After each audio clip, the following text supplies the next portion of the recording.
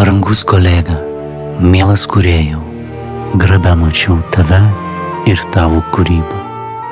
Matyt, kažkom labai pakerėjau pono tuštybę, bet peržengėjai ribą. Mane drįsai palaidoti šikniau, nuskutai barzdą, rengėjai pakasynas. Net nebandyk atleidimo prašyti, ne šį kartą. Tu man miręs esi, nes įžeidai sielą trapę ir lakę. Mano delfiniška siela poetiška. Tau dešinę akį pradursiu peleku, kairę paliksiu, atrodys eklektiškai. Antakius tavo permanentinius rausiu po vienu. Jei jau nori būt boba, ieškok palaimus kančiuoju momentais. Ir nustok vieną dieną klausytis ruspopų. Ausis nukirpsiu, nes kam tau ausis? Zvonkaus kūrybai nereikia ausų. Ir iš viso negirdėti geriausia, gal ir pačiam nebebus baisu.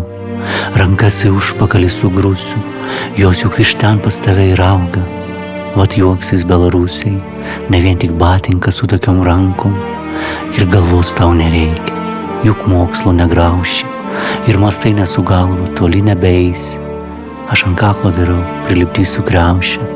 Taip, labai ne į temą, bet man patinka vaisiai. Ir kokį vaizdą bepiešiau baisų, bet realybė vis tiek baisesnė.